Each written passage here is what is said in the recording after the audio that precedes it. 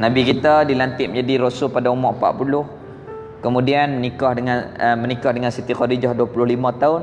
Kemudian dilantik menjadi rasul umur 40. Kemudian berdakwah secara sembunyi 3 tahun. Kemudian berdakwah terus terang. Bermula dah penentangan yang hebat. Sebahagian daripada para sahabat dipukul, dibunuh dan seumpamanya. Kemudian sampailah ketikanya isteri Nabi dan bapa menakan Nabi ini meninggal. Kemudian diberi peristiwa Isra wal Mi'raj, semayang setahun. Kemudian diperintah untuk hijrah. Sebelum diperintah Nabi tak keluar. Cuma Nabi kita dijemput oleh penduduk-penduduk di kota Madinah Al-Munawwarah untuk Rasul memimpin mereka. Baru ni cakap dalam parlimen, dia kata Nabi tu pelarian. Salah. Bukan macam orang Rohingya main lari duduk di tolang ni, dah. Tu lari. Hak ni dia jemput. Orang-orang Madinah tu mari jemput. Tu pun Nabi tak pi. Nabi biar sahabat pi dulu. Pilah para sahabat Nabi SAW. Maka berlakulah beberapa peristiwa yang dikatakan berat ujian para sahabat ini untuk berhijrah.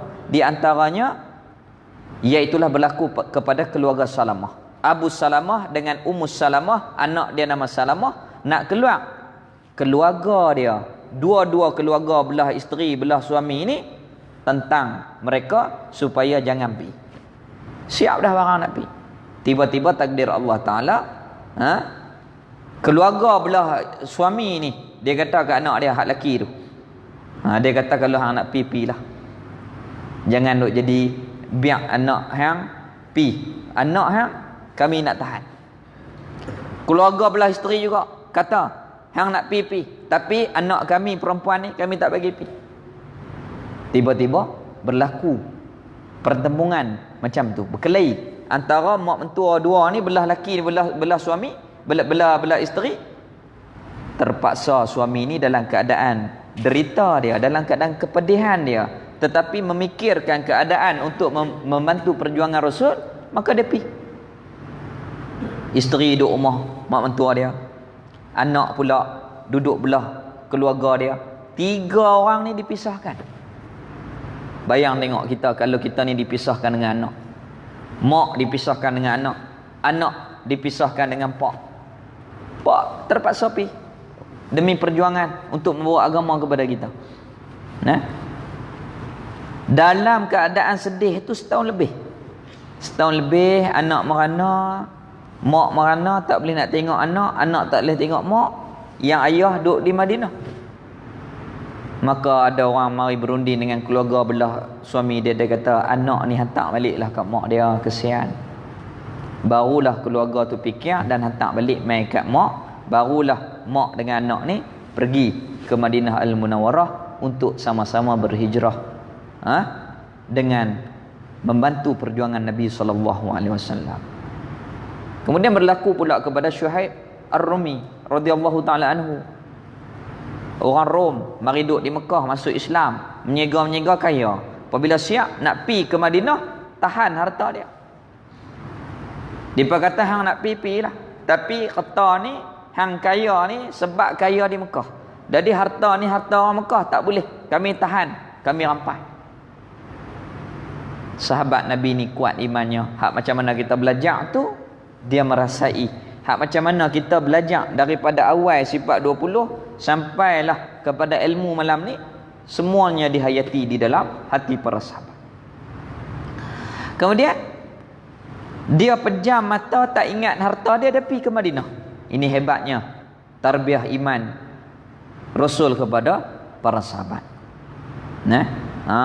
Hebatnya tarbiyah iman yang Rasulullah tarbiyah kepada para sahabat.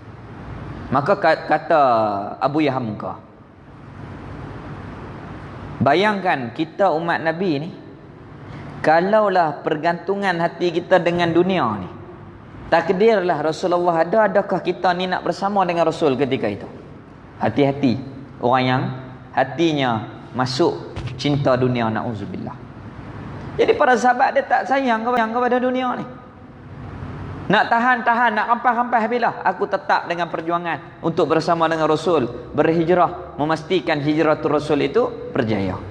Itu hebat Sayyidina Syuaib Ar-Rumi radhiyallahu taala anhu.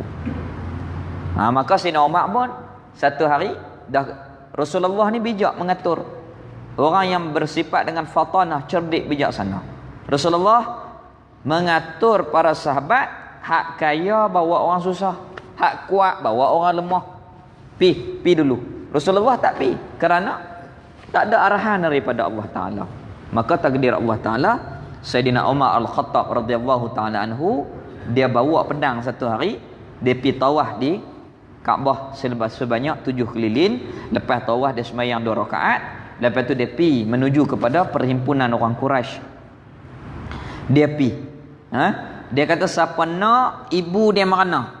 Kalau ada nak yang mau isteri dia jadi janda, anak dia jadi yatim, esok lepas fajar, lepas subuh lah.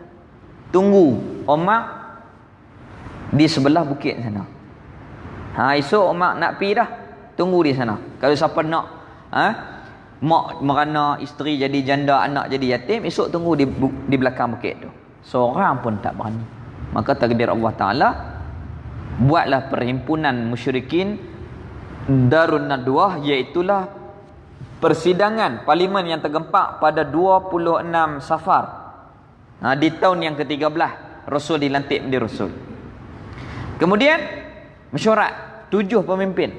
Hak tak terpakai belakang lah jahat. Hak kepala Samsim, kepala jahat ni 7 orang.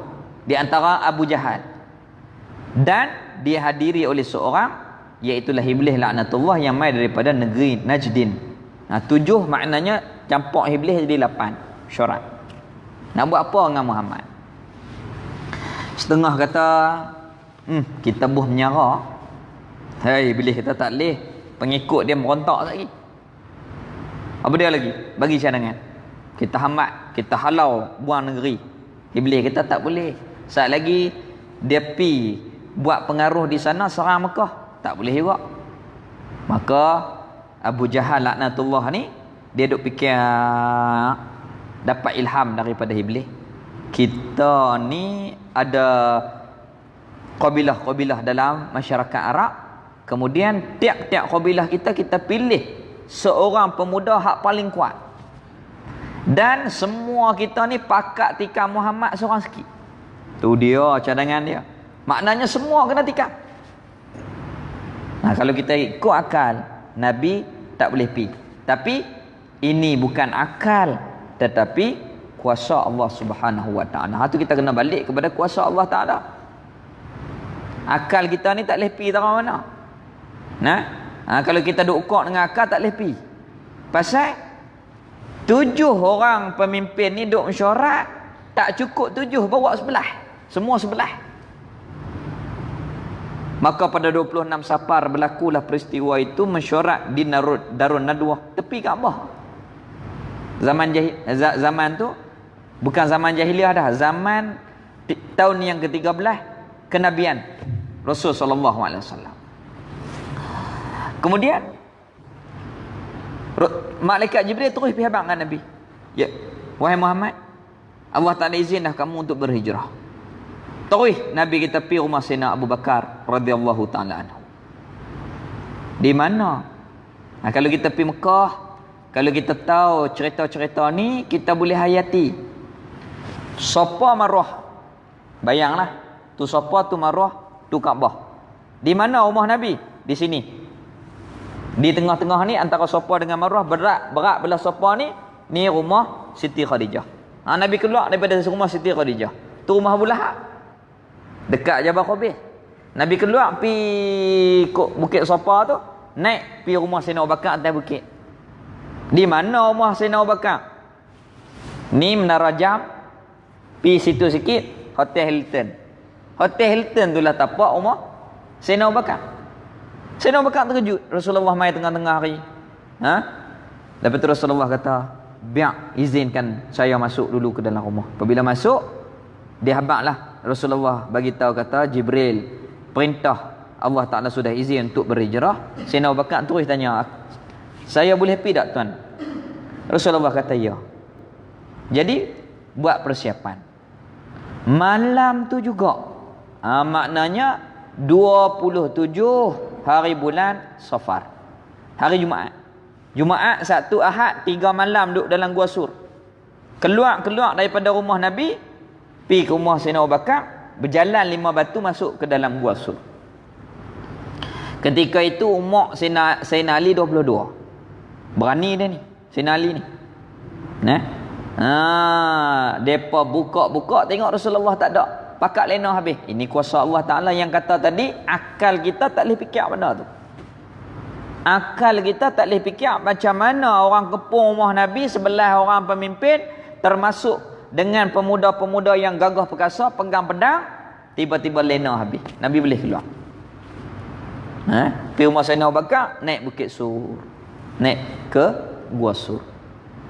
Ini kehebatan yang Allah Ta'ala atur di dalam peristiwa hijratul Rasul sallallahu alaihi wasallam. Kemudian duduk dalam gua 3 hari, turunlah pada 1 Rabiul Awal, pergi ke Madinah Al-Munawwarah. Jalan biasa 320 kilo. Kalau kita nak pergi Kuala Lumpur naik ke Lubuk Raya, dekatlah. Ni tak boleh. Pergi ke Lubuk Raya tak boleh. Nak pergi jalan biasa tak boleh.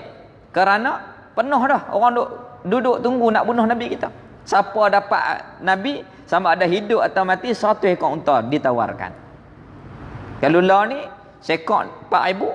Kalau 100 ekor, berapa dah? 400,000. Tawaran yang tinggi. Tawaran yang hebat. Terpaksa Nabi kita pergi ke jalan yang jauh. Berapa? 490 kilo. Daripada 320 jadi 490. Seolah-olah kalau nak pergi Kuala Lumpur tak boleh pergi ikut jalan biasa ni. Kena naik ikut Kelantan, turun ikut Pahang, jadi jauh balik. Contoh, nak bagi kita mudah faham. Itu berlaku peristiwa yang agung, iaitu hijratul Rasul, penuh keperitan, penuh perjuangan. Walaupun Nabi kita itu kasih kepada tanah air, yang diajar oleh baginda Nabi, hubbul watan minal iman, cinta kepada tanah air sebagian daripada iman, tetapi terpaksa kena tinggal. Pasal apa? Untuk bawa iman kepada kita, bawa Islam kepada kita. Sehingga kan keluarga Nabi ini berjuang ke semuanya. Siti Khadijah habis hartanya untuk Islam. Habis harta untuk Islam. Berapa orang keluarga Nabi yang mati syahid? Di antaranya bapa saudara Nabi di medan Uhud, Sayyidina Hamzah radhiyallahu taala anhu. Begitu juga Sayyidina Ja'far, sepupu Nabi sallallahu alaihi wasallam, mati syahid. Tu Nabi kita tarbiyah iman yang menyebabkan para sahabat dan keluarga Nabi ini begitu teguh iman mereka untuk memastikan agama ini berjaya. Dia lagu tu.